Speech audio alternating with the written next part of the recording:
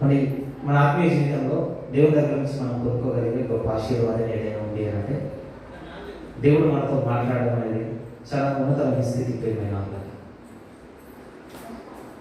కాబట్టి ఎప్పుడు దేవుడి మాటలు మనం వినగలుగుతాము అంటే మన మాట కొరకు కనిపెట్టుకునే మనసుకు మనం సిద్ధం చేసుకున్నప్పుడు అది ఖచ్చితంగా దేవుడు మాట్లాడుతున్నాడని మనం అర్థం చేసుకోగలుగుతాం. అప్పుడు మనం కోరుకున్న వస్తువులే కావచ్చు, ఏదైనా కావచ్చు, మనం అనుకున్నట్టుగానే మనం దొరికింది అనుకోండి, మన రియాక్షన్ ఎలా ఉంటుందంటే ఎగ్జాక్ట్గా నేను ఇదే కోరుకున్నాను ఒక ఎక్స్ప్రెషన్ మన నుంచి బయటకు వస్తుంది. అలాంటి ఎక్స్ప్రెషన్ అంటే ఎగ్జాక్ట్గా నేను ఇదే కోరుకున్నాను, ఇదే నా ఆత్మీయ జీవితంలో లోటుగా ఉండే, దీన్నే నేను వెతుకుతా ఉండే, ఖచ్చితంగా ఇది నాకు వెల్లడి చేశాడు దేవుడు అన్న ఆనందం ప్రియమైన వాళ్ళగా ఆత్మ చాలా సంతోషంలో ఉన్న ఫీలింగ్ అంటే అలాంటి ఫీలింగ్ ఎప్పుడు మనకు కలుగుతుంది అంటే దేవుడు మన తరఫు మాట్లాడే స్థితి మనకు ఉండాలి ప్రియమైన. కానీ బైబిల్ ఎక్కడ కూడా అండి నేను ఖచ్చితంగా అంటే ఇలా ఉంటే మాత్రమే నేను వాళ్ళతో మాట్లాడతానని దేవుడు చెప్పలేదు ప్రియమైన. దేవుడు అందరి నుంచి కోరుకున్నది ఏం చేయాలంటే బైబిల్ బలమైన మాట ఒకటి ఉంటుంది, ఎవరైతే విరిగి నలిగిన మనసు కలిగి ఉన్నారో అటు వారికి ఎక్కువ ఆసన్నుడు అన్న పదం బాగా ఉంటుందండి. 51వ కీర్తనలో విరిగి నలిగిన మనసు కలిగిన వారికి దేవుడు చాలా ఆసన్నుడు.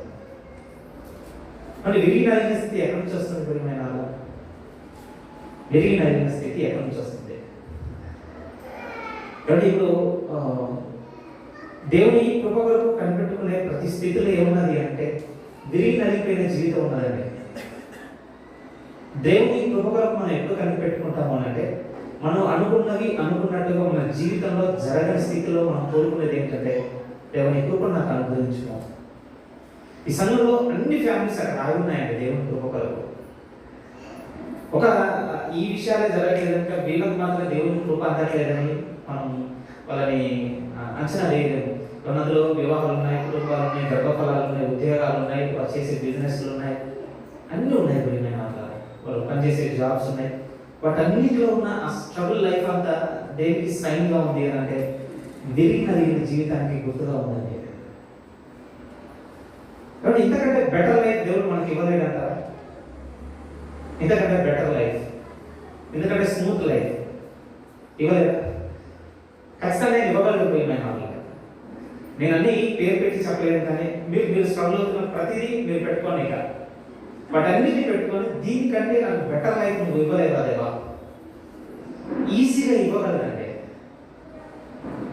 మరి ఎందుకు ఇవ్వడం లేదు అంటే అది మన దగ్గరికి వస్తే ఇంకోటి మన నుంచి దూరం అవుతుంది.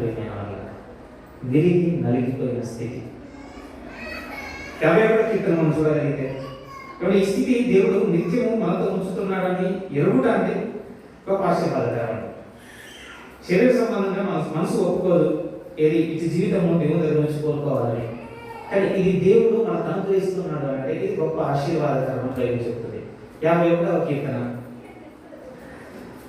16-17 వచనాలు మనం చూడగలిగితే 51 కీర్తన 16-17 వచనాలు.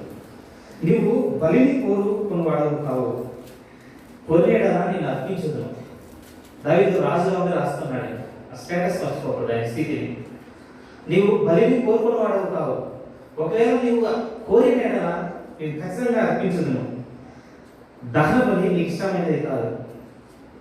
విరిగి నలిగిన మనసే దేవునికి ఇష్టమైన బలులు. దేవా, విరిగి నలిగిన హృదయము నీవు అలక్ష్యము చేయవు. మీరు చూడండి, లేవేకాండాన్ని మీరు చదువుతున్నప్పుడు దహన బలిని దేవుడు అడుగుతాడు. బలిని ఇవ్వమంటాడు.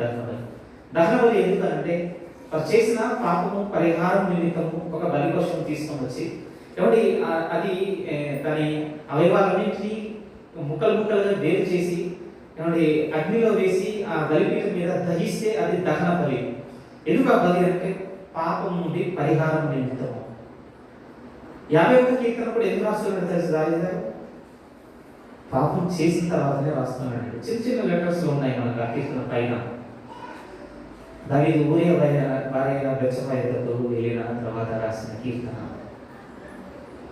కాబట్టి ఆయన దగ్గర ఎంత సోర్స్ ఉంది అంటే తను చేసిన పాపం నుంచి పరిహారం పొందడానికి, తన అధికారం బట్టి, రాజులో ఉన్న తన స్థితిని బట్టి ఎంత ఉన్నతమైన బలినైనా ఇవ్వగలడు ఆ టైంకి, ఇన్స్టెంట్గా తన పాపం కడిగేసుకోవడానికి దహన బలిని అర్పించగలదు. కానీ ఏం చూడగలుగుతున్నాడు తెలుసా? దేవుడు తనతో మాట్లాడిన స్థితిని చూస్తున్నాడండి. అక్కడ అద్భుతం ఉంటుంది ప్రియమైన వాళ్ళని మీరు పర్సనల్గా తీసుకుంటే. ఉదాహరణకు దావీదు చోట మనం ఉన్నాం అనుకున్నాం, మనం పాపం చేస్తాం, మనకు అర్థమైతే ఈజీగా అర్థం అవ్వదండి. ఒకరు వచ్చి మనకు చెప్పాలి, దావీదు దగ్గరికి నాతాను వచ్చి చెప్తేనే కానీ అర్థమైంది. ఒకరు చెప్పాలండి, అది అస్సలు మర్చిపోతున్నాం. మనం పాపం చేస్తున్నాం, ఒకరు చెప్పాలి ప్రియమైన వాళ్ళ. రెండో విషయం ఏంటంటే, ఒకరి చేత మనకు చెప్పింపబడుతున్నప్పుడు అది ఖచ్చితంగా నా గురించే చెబుతున్నాడని గ్రహించుకోగలిగేటువంటి సూక్ష్మమైన ఆత్మ నడిపింపు ఖచ్చితంగా ఉండాలి.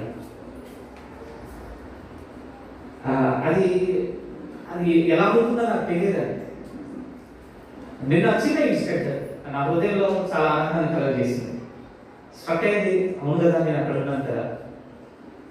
అంటే నాకు ఒక క్వశ్చన్ ఉంటే ఏంటంటే, ధనవంతులు ఉంటే పేదవాళ్ళని ఆదుకుంటాను కదా. నేను ఆ సలీవన్న షాపు దగ్గర ప్రేయర్ చేయడానికి వెళ్ళినప్పుడు అలా మాట్లాడుకుంటున్నాం, సడన్గా బయటకు వచ్చింది. ఇప్పుడు ప్రమాదంగా చెప్పింది వీళ్ళందరికీ చెప్పాలి, అవసరం. ఎలా ఉంటుంది అంటే, ఇక మనం ఒక మిడిల్ క్లాస్ లైఫ్లోనూ పూర్ లైఫ్లో ఉన్నప్పుడు మనం బస్సులో పోతున్నప్పుడు అవసరమైతే మనం సర్దుకొని ఒక సీట్ ఇవ్వాలనుకుంటాం. అదే కొంచెం మనం రిచ్ అయ్యి కారు ఉన్న తర్వాత మనం ఒక్కరిని కూడా సీట్ ఇవ్వమని చెప్పాడు. ఇంకా సడన్గా స్ట్రక్ అయింది నాకు బ్రెయిన్లో. ఎక్కడ ఆగిపోయారంటే నిజమే కదా. కాబట్టి మనం ఉన్న స్థితిలో వెంటనే ఇంకొకరి గురించి ఆలోచిస్తాం. కానీ అక్కడి నుంచి కొంచెం ఎదిగిన తర్వాత ప్రియమైన వాళ్ళ మనం దాని గురించి పట్టించుకోవాల్సిన అవసరం కూడా మనకు ఉండదు. దావీదు గారు కూడా అది చూడగలుగుతున్నాడండి. నేను రాజైన తర్వాత చేసిన పాపానికి సింపుల్గా ఆలయం దగ్గరికి వెళ్ళి ఒక దర్శనపల్లి ఇచ్చేసి చేతులు కట్టేసుకోగలడు. కానీ నాతాను వచ్చి చెప్పగానే ప్రియమైన వాళ్ళ తన హృదయం చేత దాన్ని పట్టుకున్నాడు. ఈ కీర్తన నేను ధ్యానిస్తున్నప్పుడు దేవుడి దగ్గర నుంచి కోరుకున్నది అదే ప్రియమైన వాళ్ళ. ఎవరు మాట్లాడుతున్నప్పుడు నువ్వు నాతోనే మాట్లాడుతున్నావు అని దాన్ని పట్టుకోగలిగేటువంటి హృదయం మనకు ఉండాలి. వెంటనే అంటున్నాడు, అది నేనేదో దహన బలిస్తేనో లేకపోతే ఇంకేదో అర్పిస్తేనో తీరిపోయేది కాదు. ఏమవుతుంది అంటే, నేను చేసిన పాపం నీకు నాకు నా దగ్గర దూరం తీసుకొని వచ్చేసింది. కానీ ఇప్పుడు నీకు నాకు రిలేషన్ జరిపేది ఈ కేవలం ఈ ఆర్టిఫిషియల్గా నా మనసులో లేకుండా నేను ఇచ్చే ఈ బలి కాదు, నిన్ను నన్ను కలిపేది. సో ఈ వీడిపోయిన నీకు నాకు అంటే దావీదు గారి కాన్వర్సేషన్ నేను మీ ముందు పెడుతున్నాను. నీకు నాకు మధ్య దూరం వచ్చేసింది. ఈ దూరాన్ని కలపడానికి ధర్మశాస్త్ర సంబంధమైన బలిని చేయొచ్చు నేను నా మనసులో, ఇది చేస్తే అయిపోతుందిలే. కానీ దానికంటే ముందే దేవుడు తీసుకున్న ఒక స్టెప్ చూడండి. దూరం అయిపోయిన తర్వాత కూడా దేవుడు మళ్ళీ దావీదు దగ్గరికి రావడానికి దావీదుని ఏ స్టేజ్లో పెట్టాడంటే విరిగి నలిగిన స్టేజ్లో పెట్టేశాడు. ఎందుకుంది ఆ స్థితి దావీదు జీవితంలో అంటే, దావీదుకు దేవుడు దగ్గర అవ్వాలనుకుంటున్నాడు. కాబట్టి సందర్భం నుంచి నేను ఈరోజు దేవుని సంఘంలో మిమ్మల్ని వచ్చేయాలనుకుంటున్నది ఏం చేయాలంటే, మనం దేవుడికి దూరంగా ఉంటున్నామని మనకు అర్థమవుతున్న తర్వాత మనం దేవుడికి దగ్గర అవ్వడానికి ఏం చేయడానికి ప్రిపేర్ అవుతున్నాం. అంటే ఒకలాంటి బలి చేసి ఒకలాంటి ఏదో ఒకటి సమర్పించేసి నేను దేవుడితో దగ్గర అయిపోతాను అనుకుంటాం. ఆనాడైతే పశువుల్లోని పక్షులు అలాంటి బలి. ఇప్పుడు ఆత్మ సంబంధమైన బలిలోకి వచ్చేసాం పోయినాయి మాట. వెంటనే మనం దేవుడికి దూరం అవుతున్నామని తెలియడం అంటే ఏం చేస్తాం తెలుసా? సైలెంట్గా ప్రేయర్ చేసుకుంటాం, ఈ ప్రార్థన చేసుకొని దేవుడితో అతిపోయాం అనుకుంటాం. అంటే మీరు ఎప్పుడైనా ఫీల్ అయ్యారా? అప్పుడు నేను ఎన్నిసార్లు అయ్యారో నాకు తెలియదు.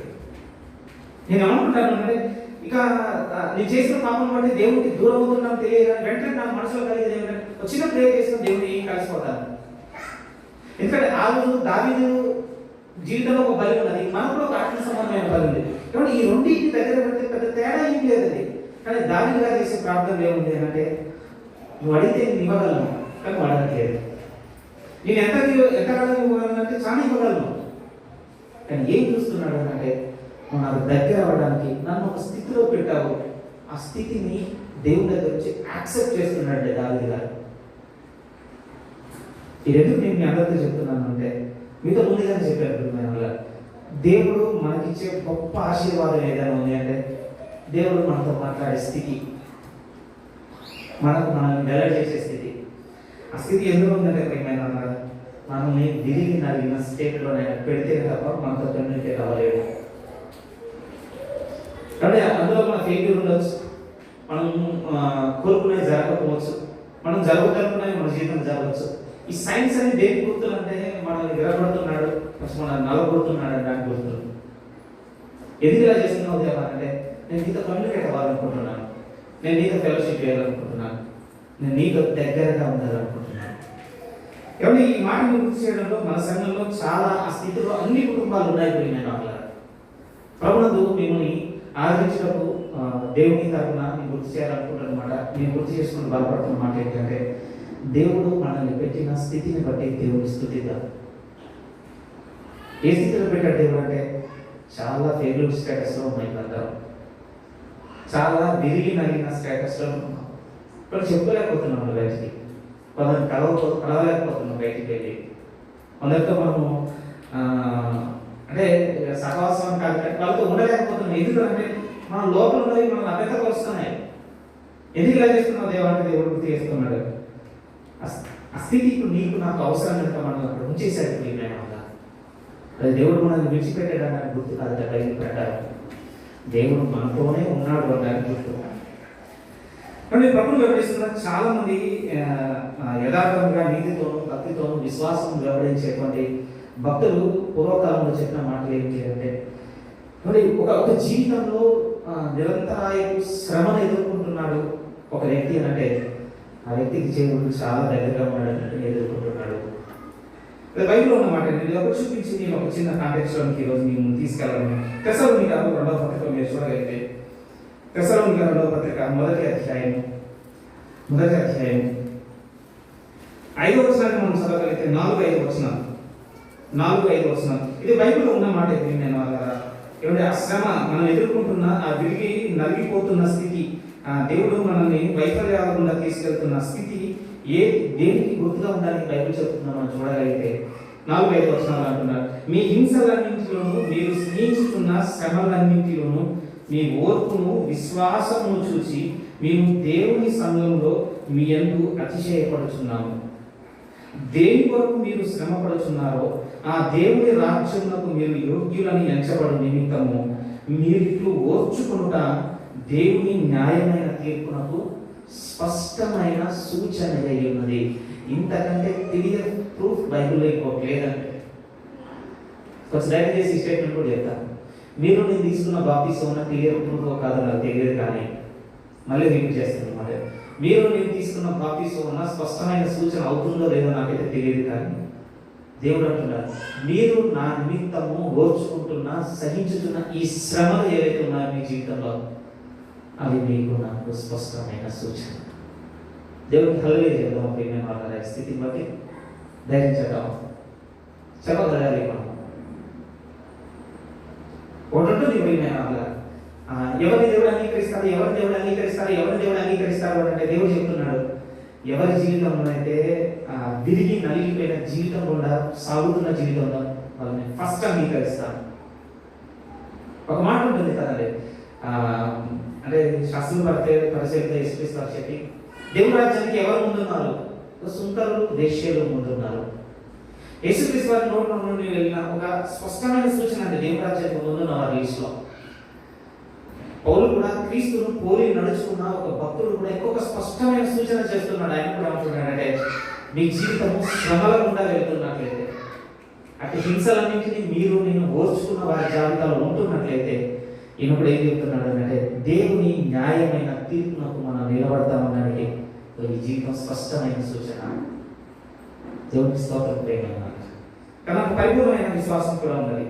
అటు శ్రమలు మనం సహించలేం కనుక సహించుటకు శక్తిని కూడా దేవుడు అనుగ్రహిస్తాడు. కొన్ని హృదయాలు ఉన్నాయన్న ఆలోచన హృదయకాలం కలిగింది కనుక ఈ ఓదార్పు మాట మీ ముందు తీసుకొని వస్తున్నాను. వాళ్ళు మనం ఉన్న ఎంతకాలాల్లో దేవుళ్ళు మనం నిలకడగా సాగాలి అంటే అత్యంత అవసరమైన ఏమి చెప్పమంటారా? ఆదరణ. కాబట్టి మన ఆదరణ కనుక మనకు దూరం అయింది అంటే మనము ప్రభువులో కొనసాగడం చాలా కష్టం. ఇక్కడ కొంచెం ధైర్యం చేసుకొని విషయాలు చెప్తానంటే మన వ్యక్తిగతమైన ప్రార్థన ఉండొచ్చు, వ్యక్తిగతంగా బైబిల్ ధ్యానం ఉండొచ్చు, యూట్యూబ్లోనూ ఇంకెక్కడో సీరియల్ ద్వారానో నిరంతరాయంగా మీరు ప్రసంగాలు కూడా మీకు ఉండొచ్చు. మీ వ్యక్తిగతంగా బయటికి వెళ్ళి ఏదైనా స్వార్థ పని చేయాలనే యోచన మీకు ఉండొచ్చు. బయటికి వెళ్ళి దీవులను పేదవాళ్ళకు సహాయం చేయాలని మీరు ఒక మంచి గివర్గా కూడా ఉండవచ్చు. ఇవన్నీ మీరు చేస్తున్నప్పటికీ మీకేం దొరకదు అంటే ఆదరణ దొరకదు. ఎందుకంటే ఈ లిస్ట్ అంతట్లో మనం ఎక్కడో దగ్గర టిక్ పెట్టుకుని వెళ్ళిపోతాం. ఇది చేస్తున్నాను, ఇది చేస్తున్నాను, ఇది చేస్తున్నాను, ఇది చేస్తున్నాను. కానీ ఒక ఆదరణ ఎప్పుడు దొరుకుతుందో తెలుసా? ఈ మాట స్పష్టంగా వినాలండి బైబిల్లో. మనము సంఘంలో ఉన్నప్పుడు అది మారదు. ఈరోజు దేవుడు అందరినీ ఇక్కడ ఎందుకు ఒక సంఘంగా నిర్మిస్తున్నాడు అంటే ఈ సంఘం ద్వారా ఒకరిని ఒకరు ఆదరించుకొని స్థిరపడాలి. దీనికి బయటికి వెళ్ళారనుకోండి, చాలా ఎక్కువగా ధ్యానిస్తున్న రిఫరెన్స్ అనేది బైబిల్లో. రోమిలకు రాసిన పత్రిక 1వ అధ్యాయం 11వ వచనం. రోమిలకు రాసిన పత్రిక 1వ అధ్యాయం 11వ వచనం. కానీ స్థితి మనకు బాగా అర్థం కావాలి. ఇక్కడ అంటున్నాడు పౌలు గారిని మాట్లాడుతూ, మీరు స్థిరపడవాలని అనగా, రోమిలకు రాసిన పత్రిక 1వ అధ్యాయం 11వ వచనం, మీరు స్థిరపడవాలని అనగా మీకును నాకును కలిగి ఉన్న విశ్వాసము చేత, అనగా మనము ఒకరి విశ్వాసము చేత ఒకరము ఆదరణ పొందవలనని ఆత్మ సంబంధమైన కృపావరం ఏదైనా మీకు ఇచ్చుటకు మిమ్మల్ని చూడవలనై మీకు అపేక్షించుచున్నాను. ఏముందండి రిఫరెన్స్ లో? పౌలు గారు సింగిల్గా ఉంది చాలా చేసుకోవచ్చండి. మరి పర్సనల్గా ఆయన రాసిన పత్రికలను వ్యక్తిగతంగా ఆయన చదువుకోవచ్చు, ఆయనకైనా వ్యక్తిగతంగా ప్రార్థనలు గడపవచ్చు, ఆయనకైనా ఎవరికి అటాచ్మెంట్ లేకుండా ఒక అరణ్యంలోకి వెళ్ళో ఎవరిని కలవకుండా నాకు నేనుగా ఒక యోగిలాగా మునిలాగా తపస్సు చేసుకుంటా ఉండొచ్చండి. కానీ ఆయన మెన్షన్ చేస్తున్న పదాలు ఏమిటో తెలుసా అండి? మీరు నేను స్థిరపడాలంటే మనందరం ఒక దగ్గరికి రావాలి. అది బాగా విన్నాం ఆ మాట. ఈరోజు సంఘంలో ఇక్కడ ఏర్పరిచిన దాంట్లో ఒక బలమైన దేవుని ఆలోచన ఏంటి అంటే, ఈ అంత్యకాలాలలో మనం ప్రభువులో సాగాలి అంటే మనకు ఆదరణ కావాలి. ఆ ఆదరణ ప్రియమైన వల్ల మనం అందరం ఒక్క దగ్గర కట్టబడుతున్నప్పుడు మాత్రం ఒకరికొకరు ఇచ్చుకోగలం, వ్యక్తిగతంగా కాదు. అంటే సంఘానికి ఎంత పెద్ద స్థితిని దేవుడు ఇచ్చాడో బైబిల్లో ఇంకా దేనికి ఆ మాట రాయబడలేదు. ప్రియమైన వల్ల ఆ మాట దగ్గర తీసుకురావడానికి 2 విషయాలు గుర్తు చేశారు. ముందు ఇలా సంఘంగా కట్టబడుతున్నాం కనుక అనేక శ్రమలు గుండా వెళ్తున్నాం. అది స్పష్టమైన సూచన. శ్రమ బట్టి దేవుడికి దూరం కావద్దని నా మొదటి పాయింట్. రెండోది ఏంటంటే అలా శ్రమలు కూడా సాగుతున్న జీవితాలను ఆదరించడానికి దేవుడు ఇక్కడ ఏకం చేస్తున్నాడు అనేది నా రెండో పాయింట్. ఈ 2 మిస్ అవ్వదు. ఇక సంఘం దగ్గరికి తీసుకెళ్తూ ఎలాంటి వచనం రాయబడిందో చూడగలిగితే బైబిల్లో ఎక్కడ రాయబడలేదు. ప్రియమైన వాళ్ళది దేనికని పెట్టుకోండి, దేనికి కూడా బైబిల్లో మర్చిపోవాలి. మత్తయి సువార్త 16వ అధ్యాయం, ప్లీజ్ ఆ మాట చూడండి. మత్తయి సువార్త 16వ అధ్యాయం 18వ వచనాన్ని మనం చూడగలిగితే 18వ వచనం. మత్తయి సువార్త 16వ అధ్యాయం 18వ వచనం. యేసుక్రీస్తు పేతురుతో మాట్లాడుతూ చెప్తున్న మాట. పేతురుతో అంటున్నాడు, నీవు పేతురువు, ఈ బండ మీద నా సంఘమును కట్టుదును. తర్వాత అంటున్నాడు, పాతాళలోక ద్వారములు దాని ఎదుట నిలువ నేరవని నేను నీతో చెప్పుచున్నాను. ఒకే ఒక్క ఇక్కడ శక్తి అంటే వచ్చేవాడు, ఒకే ఒక్క శక్తికి మాత్రమే దేవి పడగొట్టేసి నిట్టుందట. అంటే పరలోక పాతాళలోక ద్వారములను కూలదోసే శక్తి. ఏ పదం ఉందండి అక్కడ? సంఘము. చాలా పెద్దది ప్రియమైన వాళ్ళ. అందుకోసమేనండి ఆ చోటుని ఎవ్వరికి వాళ్ళగా చేసిస్తారు. పేతురు నువ్వు కడతావు, పౌలు నువ్వు కడతావు, యోహాను నువ్వు కడతావు, ఆంధ్రేయ నువ్వు కడతావు, మీరు ఎవ్వరు కాదుగా. నా సంఘమును నేను కట్టుకున్నాను. ఎందుకంటే ఎవరి మనిషి చూడలేదు ఏంటో తెలుసా? ఇప్పుడు యేసుక్రీస్తు వారు కడుతున్న ఈ సంఘము వేటిని కూలదోసడానికి పోరాడుతుంది అంటే పాతాళలోక ద్వారములను దాని ముందు నిలవలే వాటికి అంతే. అంటే ఆ వాక్యము అలా అలా చదువుతున్నప్పుడు లేకపోతే సేవకులు వింటున్నప్పుడు ఇప్పుడు హృదయంలోనికి బలంగా వస్తున్న ప్రార్థన ఏంటి అంటే, కూలదోసే సంఘంలో నేను కూడా నిలబడాలి దేవా, నన్ను ఆ చోట పెట్టు. ఎందుకంటే ఆ పాతాళలోక ద్వారములు నన్ను ఎంత నింపుతున్నాయో నాకు తెలుసు. మీరు కూడా మీ జీవితం చూసుకోవాలి. తర్వాత యెషయా 5వ అధ్యాయం చదవండి. అందులో వెళ్ళిపోతున్న వాళ్ళు చెప్తా ఉంటున్నాను ఇక్కడ. రాజులు ఉన్నారట, గనులు ఉన్నారట, కానీ గొప్ప వాళ్ళు ఉన్నారట, అక్కడకు సామాన్యులు కూడా ఉన్నారు. అపరిమితముగా ఎవరిని మింగుతారు? అపరిమితముగా నోరు తెచ్చుకుని అందరినీ మింగుతుంది అంటాడండి అక్కడ. చదువు యెషయా గ్రంథం 5వ అధ్యాయం చూడండి ప్లీజ్. ఒకసారి జ్ఞాపకం చేస్తున్నాం. ఎందుకంటే పాతాళంలో ఒక ద్వారములు నిలవలేని స్థితిలో, అంటే నిలవలేని చోట మనం నిలవడానికి ఏమైనా కాదు. ఎందుకంటే మనం కూడా మింగివేయబడతాం. లేకపోతే 13వ వచనము యెషయా గ్రంథము 5వ అధ్యాయము 13 మనం చదవగలిగితే మనుషులని, నా ప్రజలు జ్ఞానము లేకే చెరపట్టబడి పోచున్నారు. ఎవరెవరు ఉన్నారట? వారిలో గనులైన వారు ఉన్నారు, నిరాహారులుగా ఉన్నవారు ఉన్నారు, సామాన్యులు దప్పి చేత జ్వరపీడితులగుదురు. అందుచేతనే పాతాళము గొప్ప ఆశ పెట్టుకొని అపరిమితముగా తన నోరు తెరుచుచున్నది. వారిలో గనులను, సామాన్యులను, ఘోష చేయవారును, హర్షించేవారును పడిపోదు. అల్పుడు అనగా దొరకబడదు. అక్కడ చూడండి, అపరిమితముగా నోరు తెలుసుకొని మింగుతుందంటే. అందుకోసమే పేతురు 1:5 కూడా అప్పుడొక క్లాస్ చదవడం అలవాటు అండి. తర్వాత వేరే క్లాస్ చదవడం అలవాటు. ఏంటంటే అపవాది కూడా గర్జించు సింహం వలె ఎవరిని మృంగుతుందని వెదకుతూ తిరుగుతున్నాడు అంటాడండి. 5:8. ఆ పాయింట్ ఏంటంటే దానికి మనుషులే దొరకట్లేదు అని మింగడానికి. ఎప్పుడు వెతుకుతాం చెప్పండి? ఎప్పుడు వెతుకుతాం? దొరకనప్పుడు వెతుకుతాం, అంతే కదా. భూమి మీద ఇప్పుడు మనుషులు లేరంటారా? కోపంగా ఉన్నారు ప్రేమైన వాళ్ళ. మరి వెతకాల్సిన అవసరం ఏంటి? కొంతకాలం తర్వాత నాకు ఏమర్థమైందంటే ఆల్రెడీ మింగేశాడు, ఎవరైనా మిస్ అయ్యారని వెతుకుతున్నాడు అంతే. ఇప్పుడు మీనింగ్ఫుల్గా ఉంది కదా. పేతురు 1:5 చూద్దాం ఆ మాట కూడా. ఎందుకంటే పాతాళంలో ద్వారములు నిలవలేని ఒక శక్తి దగ్గర మనం నిలవాలన్న ఆలోచన ఈరోజు సగటు విశ్వాసకి కలగట్లేదు. సంఘము చాలా చిన్నదైపోతుంది మనిషి ఆలోచనలో. 5వ అధ్యాయం 8వ వచనం మనం చూడగలిగితే, నిబ్బరమైన బుద్ధి గలవారే, మొదటి పేతురు 5:8 చదువుతున్నాను. నిబ్బరమైన బుద్ధి గలవారే మెలకువగా ఉంటుంది. మీ విరోధి అయిన అపవాది గర్జించు సింహం వలనే ఎవరిని మృంగుదునా అని వెదకుచు తిరుగుచున్నాడు. 2 రకాలుగా అర్థమవుతాయి. మొదటి రకం ఏంటి అంటే సులువైనవే. ఇక మనం క్రీస్తులో ఉన్నామంటే క్రీస్తులో లేని వాళ్ళనే మింగుదామని తిరుగుతున్నాడు. అయితే ఇంకా ప్రశ్న ఏంటంటే మనం క్రీస్తు ముందు ఉన్నామా లేదంటే మనం టెస్ట్ చేసుకోవాలి. అంత పెద్ద పరీక్ష ఇప్పుడు పెట్టలేము. కానీ రెండవది ఏంటి అంటే ఏమండి, ఇలా ఆలోచిస్తే చాలా అర్థవంతంగా వస్తుంది. నేను అలా ఎందుకంటే నాకు యోగ గారు కూడా సపోర్ట్గా దొరుకుతారు ఆ విషయంలో. ఎవరిని మృంగుదనాన్ని వెతుకుతూ తిరుగుతున్నాడు అంటే యోగ కాలానికి యోగ గారు ఒక్కడే మిగిలాడండి. సందర్భాన్ని ఎలా చూడగలంటే స్పెషల్ పర్మిషన్స్ కోసం మళ్ళీ దేవుని దగ్గరికి వెళ్ళి యోగుడు కూడా మిగడానికి పర్మిషన్ తెచ్చుకుంటుంది అని చూడగలం. నన్ను క్వశ్చన్ చేసుకున్నాను, మిమ్మల్ని కూడా దేవుని సన్నిధిలో అడుగుతున్నాను.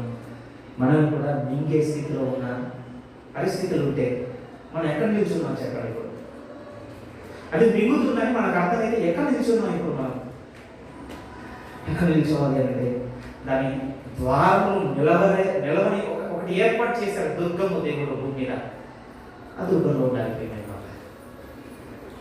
నువ్వు పేతురు, నీ బండ మీద నా సంఘమును కట్టుదును, దాని ఎదుట పాతాళంలో ఒక ద్వారములు నిలవ నేరవు. అంతే, ఇంకా నేరం ఉంటుంది.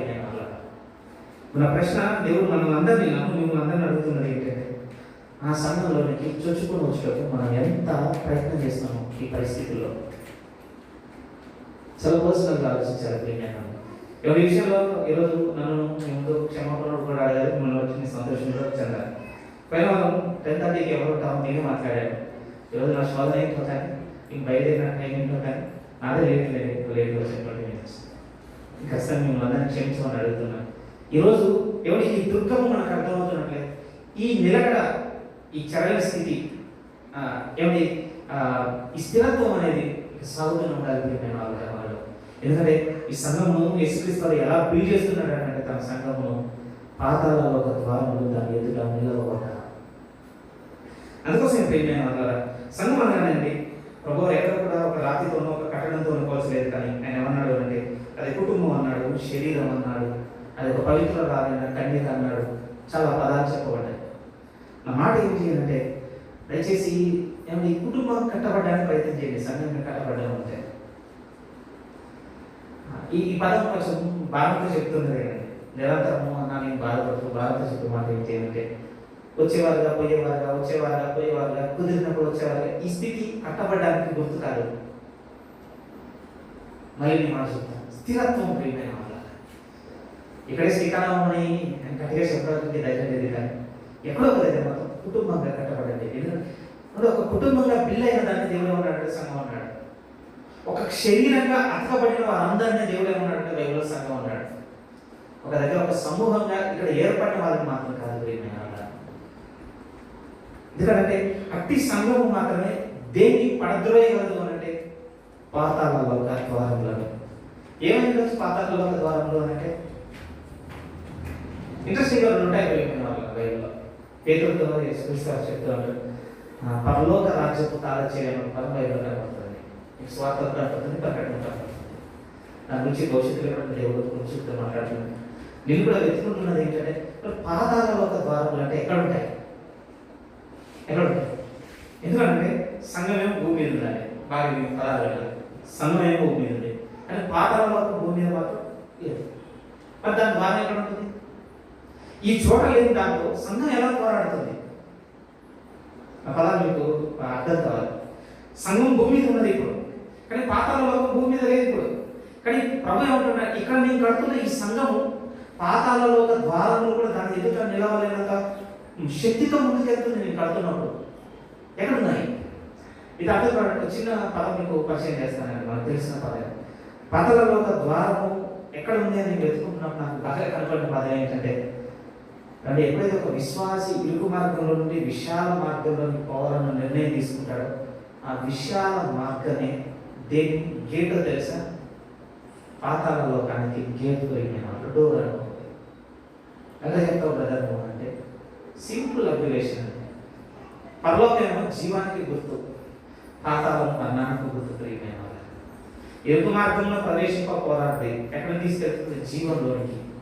విశాల మార్గంలో ప్రవేశించడం మాత్రం ప్రయత్నం చేయగలరు. ఎందుకు? దాని ముగింపు ఏమన్నాడు? మరణం. ఏమంటే ఈరోజు సంఘము యేసుక్రీస్తు వారు పడుతున్న ఈ సంఘము ఏమంటే ఎందులో ఎదిగితే పాతాళంలో ఒక ద్వారంలో దీన్ని ఎదుట నిలవలేదు అంటే సంఘం అంతా ఇరుకు మార్గంలో ప్రయాణించటకు ప్రయత్నం చేస్తున్నట్లయితే దీని ఎదుట ఏది నిలవదు అంటే విశాల మార్గం నిలవదు. సింప్లిఫై చేయడానికి నేను ఆ ఉదాహరణ మీ ముందు తీసుకొని వస్తున్నాను. కానీ మీరు ఒకసారి ఆలోచించండి, కానీ ఎంత సెక్యూరిటీని చూడగలము సంఘంలో అంటే అంత సంరక్షణ ఉన్నదండి మనకి. రెండోది నేను ఏం చెప్పగలండి, సంఘం ద్వారా అంత ఆదరణ కూడా ఉన్నది. ప్రియమైన నేను కేవలం అంటే మీకు శరీర సంబంధమైన శ్రమ వచ్చినప్పుడు ఇక్కడ సంఘం రెడీగా ఉంది ఆదరించడం ఒక్కటే మీకు చూపించడం లేదు డిపార్ట్మెంట్. మన శరీర సంబంధంగా అయితే ఈరోజు వచ్చిన ఒక శ్రమ నేను చెప్పగలను. ఫర్ ఎగ్జాంపుల్ ఏదో సిక్నెస్ కావచ్చు, లేకపోతే ఆర్థిక సంబంధమైన ఏదైనా ఇబ్బంది కావచ్చు. దీనికి వెంటనే సంఘం అంతా సహకరించే స్థితి ఇది మనం చూడగలిగేది, మన కంటికి కనిపించేది. కానీ దీని వెనక ప్రియమైన సంఘంలో ఉన్నందుకు జరుగుతున్నది చాలా గొప్పవి. కొన్ని చెప్పండి బ్రదర్ అంటే సింపుల్ వన్ వర్డ్లో చెప్పాలి ఏమంటే అనేక సాధారణ తంత్రముల నుంచి కాపాడబడటం ఈ ఆశ్రయం ఉన్నదండి ఈరోజు భూమి. పెద్దగా పౌలు గారు కూడా కొన్ని సంఘానికి మెన్షన్ చేస్తున్న పదం మీరు చూడగలిగితే కొంచెం దీన్ని అర్థం చేసుకోవడానికి ప్రయత్నం చేద్దాం ప్రియమైన వాళ్ళ. ఇది సాతాను తంత్రంలోని అన్న పదాన్ని కూడా, ఎందుకంటే వీటిలో మనం నిలబడలేదు అంటే ఏది సంఘము అనుకరించు స్థితి చేత దేని కూలబడుతున్నాం మనం అంటే పాతాళంలో ఒక ద్వారములను మనం కూలబడుతున్నాం అంటే. 2వ అధ్యాయం కొరింథీయులకు రాసిన 2వ పత్రిక 2వ అధ్యాయం 11వ వచనాన్ని మనం చూడగలిగితే 11వ వచనం ఇక్కడ అంటున్నాడు, నేనేమైనా క్షమించి ఉంటే సాతాను మనలను మోసపరచకున్నట్లు మీ నిమిత్తము క్రీస్తు సముఖమందు క్షమించి ఉన్నాను. సాతాను తంత్రములను మనము ఎరుగని వారము కాము. సంగతి చెప్తున్నాడు. ఏమంటున్నాడు అంటే ఇదిగో సాతాను తంత్రములను మనం ఎరుగని వారము కాము. ఎందుకు ఈ స్కీమ్స్ ట్రిక్స్ అని ఎందుకు మన దగ్గర తీసుకొస్తున్నాడు అంటే అపరిమితంగా నోరు తెలుసుకొని లింగాలను చూస్తున్న దాంట్లో మనం దోయడానికి. కానీ చర్చ్తో ఏం చెప్తున్నాడు తెలుసా? మీకు తెలుసు అంటున్నాడు. ఖచ్చితంగా ఒకటి జరుగుతుంది ఎప్పుడు కూడా సంఘము ఒక కార్యక్రమం చేపట్టినప్పుడు దేవుని ప్రభావం బట్టి మనం స్థిరపడడం జరుగుతుందండి. అపవాది శోధనను బట్టి మనం కూలిపోవడం జరుగుతుంది. సంఘం ఏం చేసినా నేను మనందరి గురించి మాట్లాడుతున్నాను. ఈరోజు కొంచెం నా హృదయంలో వచ్చిన భారం ముందు చెప్తాను ప్రియమైన వాళ్ళు, ఎందుకంటే అది నేను దించుకోవాల్సిన అవసరం చాలా ఉన్నది. అంటే ఎక్కువగా నా లైఫ్లో ఈ 2 సంవత్సరాల్లో బాగానే దేవుడికి దూరం అవుతున్నాను. నా క్రియలను బట్టి, నా ప్రవర్తన బట్టి నాకు అర్థమైన ప్రతిసారి ఇంకా అసలు కొలతీ పత్రిక 1-2 చదువుకుంటాను ప్రియమైన వాళ్ళు. ఎందుకంటే నాకు బైబిల్ అంతట్లో ఆ పత్రికలు ఇచ్చినంత ఆదరణ ఏ పత్రికలు ఇవ్వలేదండి. మీకు పరిస్థితులు కూడా చెప్తాను ఈ కొలతీ పత్రికల గురించి. కాబట్టి ఈ కొలతీ పత్రికలు ఎన్ని రాయబడ్డాయి అంటే మన బైబిల్లో 2 ఉన్నాయి, కానీ వాస్తవానికి రాయబడ్డాయి 4. అంటే ఈ లెటర్స్ కనుక అటు నుంచి ఇటు వచ్చింది, ఇటు నుంచి అటు వెళ్ళింది. అందుకోసం పౌలు గారు మొదటి పత్రికలో మెన్షన్ చేసినప్పుడే ఫస్ట్ అంటాడు, మీలో వివాదములు ఉన్నవని ఏంటి వారి వల్ల నాకు తెలియవచ్చింది. ఎలా తెలిసింది? అటు నుంచి ఒక లెటర్ వచ్చింది కనుక. కానీ బైబిల్లో లేదండి మనకి. కానీ వాళ్ళ సంఘంలో జరుగుతున్న పరిస్థితులన్నీ రాసి పౌలు గారికి లెటర్ పంపించాడు. వెంటనే పౌలు గారు రిటర్న్ రిప్లై ఇచ్చాడండి 16 అధ్యాయాలుగా. ఒక్కొక్క అధ్యాయంలో ఒక్కొక్క సమస్యను డీల్ చేస్తాడు ప్రియమైన పౌలు గారు. ఇక మొదటి అధ్యాయంలో గ్రూపిజంను డీల్ చేస్తారు, 2వ అధ్యాయంలో 3వ అధ్యాయంలో అలా మనం ఇష్టంగా చూస్తాం కొద్దిసేపట్లో. కాబట్టి వీటన్నిటిని డీల్ చేసిన తర్వాత వెంటనే మళ్ళీ అంటే పౌలు గారి దగ్గరికి ఒక లెటర్ వచ్చింది. పౌలు గారి దగ్గర నుంచి మనకు బైబిల్లో ఉన్నట్టు కొలతీయులకు రాసిన మొదటి పత్రిక అటు వెళ్ళింది. మళ్ళీ 2వ పత్రిక రాసే ఈ గ్యాప్లోనే మళ్ళీ ఆ సంఘంలో నుంచి పౌలు గారికి ఇంకో లెటర్ వచ్చిందండి. ఇప్పుడు వచ్చిన లెటర్ ఏంటో తెలుసా? నువ్వు రాసి పంపించిన ఈ మాటలన్నింటి వలన సంఘం ఏమండి ఎంత దుఃఖంలోనికి వెళ్ళిపోయిందని రాస్తారంటే ఇక చెప్పలేనంత దుఃఖంలోనికి వెళ్ళిపోయిందని మళ్ళీ పౌలు గారికి రాస్తారండి. అందుకోసం 4వ పత్రికల లెటర్ రిప్లై ఏముందంటే, ఇక ఈ దుఃఖము దైవ చిత్తానుసారంగా కలిగిన దుఃఖము, ఇది రక్షణార్థమైన మారు మనసులు మీకు కలగజేస్తుంది తప్ప మరణం మీకు ఇవ్వదన్న రిప్లై మనకు అక్కడ ఉంటుంది ప్రియమైన. ఎందుకు ఈ 2 నేను చెప్తాను, ఎందుకు నాకు ఈ 2 పత్రికల చదివిన ఆదరణ దొరుకుతుంది అంటే, మొదటంతా పౌలు గారు చాలా ఇక మీలో ఇది ఉంది విమర్శించి రాస్తారు ప్రియమైన. కానీ 2వ పత్రిక స్టార్టింగ్ వచ్చేసరికి వెంటనే ఏమన్నాడు తెలుసా? సంఘం అంతా ఆ పరిస్థితుల్లోనికి నెట్టివేయబడడానికి కారణం ఏమన్నాడంటే, అవన్నీ సంఘంలోనికి వస్తున్న సాతాను తంత్రములు అని మనం ఎరిగిన వారనే. ఆ విషయంలో మీరు మెలుకోగా లేరు, అందుకోసం ఆ స్థితిలోనికి మీరు జారిపోయారు. కానీ 2వ పత్రికలో గొప్ప ఆదరణ ప్రియమైన వాళ్ళ మళ్ళీ అదే సంఘాన్ని దగ్గర ఉండి చాలా ఆదరిస్తాడు. ఇదైతే మీకు జ్ఞాపకం చేస్తున్నానంటే, మనందరం ఈరోజు టెస్ట్ చేయబడతాయి మాట దగ్గర. నేను ఆల్రెడీ చెప్పాను, దేవుడికి సగతికి వెళ్ళాం, సహవాసంలో కోరుకున్నాం, అక్కడ దేవుని సన్నిధిని మనం కొత్త అనుభూతి చెందాం, మళ్ళీ ప్రయత్నం అయ్యాము. కాబట్టి ఇది ప్రతి వెహికల్లో జరిగిన డిస్కషన్, ఇందులో దాపరికి ఏమీ లేదు. ప్రతి వెహికల్లో ఒక డిస్కషన్ ఉందండి. ఏ డిస్కషన్ అనుకుంటున్నారు?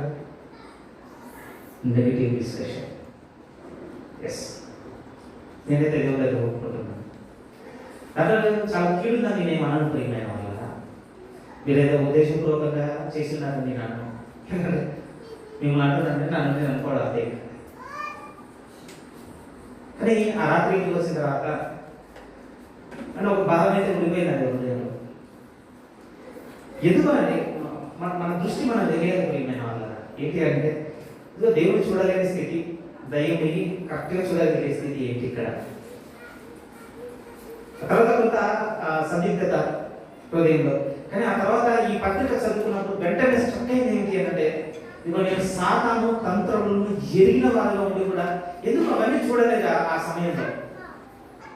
కానీ మళ్ళీ ఆలోచించుకున్నప్పుడు ఎంత ఆలోచన కలిగింది అంటే, కాబట్టి మళ్ళీ రీకలెక్ట్ చేసుకుంటున్నాను. అక్కడికి వెళ్ళిన దగ్గర నుండి అందరం కార్లో అక్కడికి రీచ్ అయిన దగ్గర నుంచి మళ్ళీ అక్కడి నుంచి కార్లోకి మళ్ళీ డిపార్ట్ అయ్యేంత వరకు మళ్ళీ అందులో ఎంత ప్రేమ అనిపించింది అంటే, చాలా ప్రేమ చూస్తున్నానండి నేను. నాకు తెలుసు ఆ ప్రేమ ఎలా నేను పొందుకొని ఉన్నాను. చాలా హ్యాపీనెస్ కూడా చూశానండి.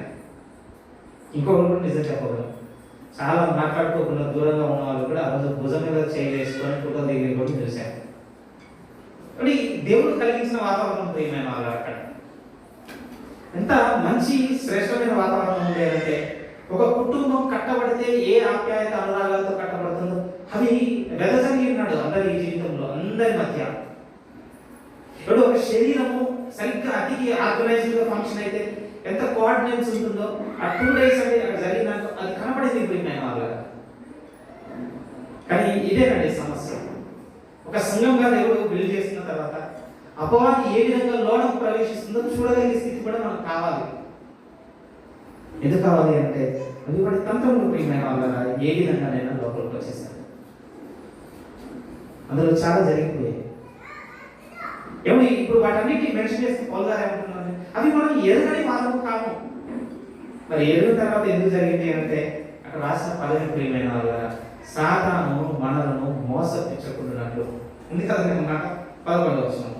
నేనేమైనా క్షమించి ఉంటే సాతాను మనలను మోసపరచకుండానట్లు మీ నిమిత్తము క్రీస్తునందు అందరినీ క్షమిస్తున్నాను. ఎందుకంటే మనము సాతాను తంత్రములను ఎరగని వారము కామంటున్నాడు. ఏమంటే ఇక్కడ నేను మెన్షన్ చేయాలనుకుంటున్నది ఏంటి అంటే సంఘ పరిస్థితులన్నీ మన కళ్ళకు కనపడుతున్నప్పుడు ప్రియమైన వాళ్ళ వాటిలో మనం చూడగలిగే ఆత్మీయ చూపే ఉండాలి అంటే ఇది ఇలా జరుగుతుందంటే ఇది ఖచ్చితంగా సాతాను తంత్రము. ఒకసారి మీరు ఆలోచించండి, ఒక వ్యక్తి ఉద్దేశపూర్వకంగా మనం కీడు చేస్తున్నారని తెలిస్తే మనం ఒకలా రియాక్ట్ అవుతాం ప్రియమైన వాళ్ళ. ఉదాహరణ అనుకున్నాం, నేనే ఉన్నాను, మీ దగ్గరకు వచ్చాను, నాకు ఏమనిపించిందేమో లాభం పెట్టి మిమ్మల్ని దగ్గర కొట్టాను. అదే మళ్ళీ అప్పుడు మీ రియాక్షన్ ఎలా ఉంటుందంటే ఏమైంది నాకు సడన్గా. కానీ ఆ తర్వాత ఒక సంవత్సరం ముందుకు వెళ్ళిన తర్వాత నా మత స్థితితో కోల్పోయాను, నేను పిచ్చోడు అయినా కానీ చర్చ వస్తున్నాను. మళ్ళీ అదే మీ దగ్గరకు వచ్చి లాభం దగ్గర కొట్టాను. అప్పుడు మీ రెస్పాన్స్ ఎలా ఉంటుంది? ఫస్ట్ దానికంటే చాలా కోపం వస్తుందండి, ఎందుకంటే నా బుద్ధి మెలుగొద్దు, నేను ఉద్దేశపూర్వకంగా చేశానని. కానీ రెండో దానికి మీకు కోపం రాదు, కానీ నా అమాయకత్వం బట్టి జాలి కలుగుతుంది. ఆ తర్వాత మీకు ఏమనిపిస్తుంది అని అంటే నా గురించి ప్రార్థన చేయాలని కూడా అనిపిస్తుంది మనస్తత్వంలో. మరి సంఘంలో మనం ఏ వాతావరణం చూడాలో నాకు దేవుడు నేర్పించున్నాడు, నాకు అర్థమవుతుంది చిన్న చిన్నగా. కాబట్టి ఎవరు కూడా దేవుని ఇంటికి ఉద్దేశపూర్వకంగా కీడి చేయకపోయిన ఇది ప్లీజ్ అండి, అంటే ఏదో వ్యర్థ ఉద్దేశంతో నేను చెప్తున్నాను చూడదు. నేను అపవాది సంఘంలోనికి ప్రవేశించే వాతావరణం చెప్తున్నాను అంతే. నేను ముందే మీతో చెప్పినాను, ఒక పరిపూర్ణమైన ప్రేమ నాకు చూపించున్నాడు అక్కడ. నేను ఆ ప్రేమ మీద చాలా ఆనందపడుతున్నాను, ఒక విధంగా అక్షయపడుతున్నాను తప్ప వేరే వాటిని బట్టి నేను ఎటువంటి డిస్టర్బెన్స్ ఎప్పుడైతే సంఘం బట్టి ఏమి కానీ.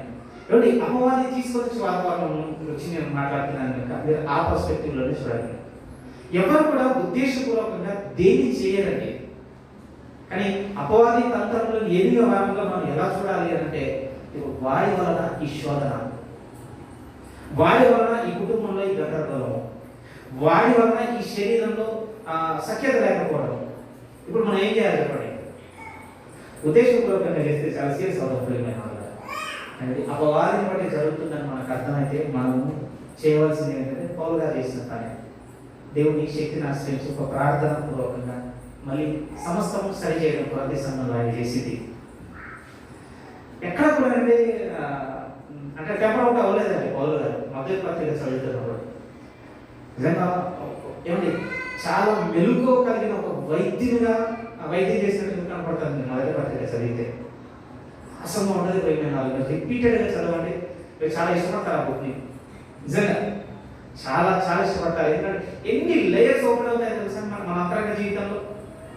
ఎందుకంటే మనం అంటే స్వభావ సిద్ధంగా వచ్చిన ఈ ప్రకృతి సంబంధమైన స్వభావంతో సంఘంలోకి వచ్చేసాం. ఇప్పుడు ఈ లేయర్స్ అన్ని మనకు ఓపెన్ కావాలండి. దీని వెనక ఇది ఉంది, దీని వెనక ఇది, ఇవన్నీ మనకు ఓపెన్ అయితేనే వాటన్నిటిని మనం ట్రీట్ చేసుకోగలం. పౌలు గారు వెలుగుతో అదే రాస్తారు. అదంతా ఏం చెప్తున్నాడు అంటే ఇవన్నీ నాకు ముందే తెలుసు, ఈ సంఘంలో ఎదుగుతున్నాయి, ఇవన్నీ సాతాను తంత్రములు. ఏమైనా ఉండొచ్చు, అందులో గ్రూపిజం ఉండొచ్చు. కొరంథీ మొదటి పత్రికలో మనం మెన్షన్ చేసుకుంటే అందులో గ్రూపిజం ఉండొచ్చు. లేకపోతే ఏమంటే శివ శక్తిని ఆశ్రయించకుండా కేవలం జ్ఞానం మీద ఆధారపడే తత్వం ఉండొచ్చు. రెండవది ఏమంటాడు, మీ విశ్వాసం మనుషుల జ్ఞానం ఆధారం చేసుకోకుండా ఉండాలి. ఎందుకంటే జ్ఞానం ఆధారం చేసుకునే శోధన ఉండొచ్చు. అది తంత్రమేనండి. మనం ఏమనుకుంటామంటే ఇవన్నీ తంత్రాలు కావాలనుకుంటాం. కొరంథీ పత్రిక ఇసుకలుగుతున్న వాళ్ళ అసూయ కలహములు ఉన్నాయి అక్కడ 3వ అధ్యాయంలో. అది కూడా ఒక తత్వం ప్రియమైన వాళ్ళ. అసూయ దేని కలిగి చెప్పండి.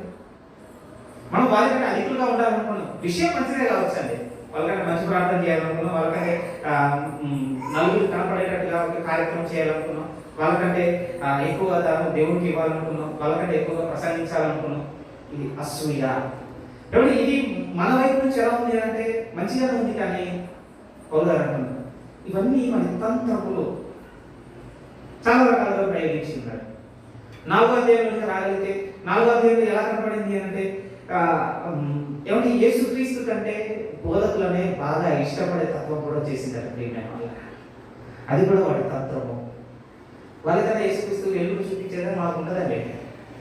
ఇక్కడ మనం చూడండి, వాళ్ళు ఓపెన్ చేస్తున్న ఆ మహిమకు ఆకర్షితులు కాకుండా ఆ మహిమను వెల్లడి చేయడానికి దేవుడు వాడుకున్నటువంటి ఒక సాధనాన్ని ఇష్టపడే తత్వం బిల్డ్ అయిందండి ఆ రోజు.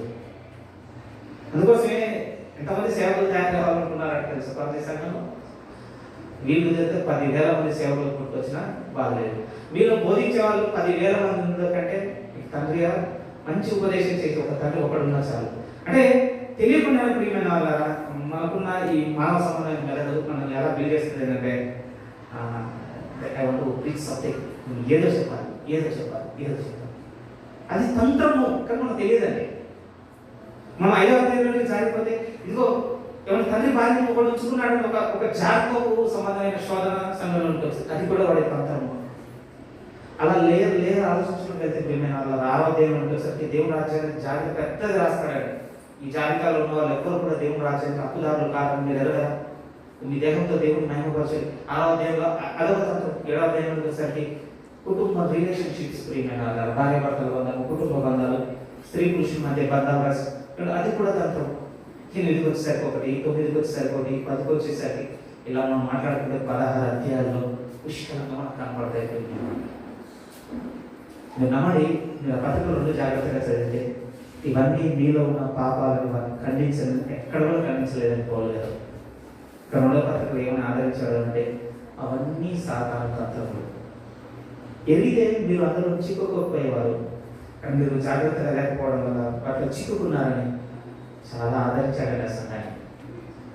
సంఘం నిలబడేది ప్రియమైన వల్ల. ఎంత నిలబడింది అంటే 2వ పత్రికకు వచ్చేసరికి మళ్ళీ అదే సంఘం ఎదుట పాతాల ఒక ద్వారంలో నిలవనేరట్లేదు.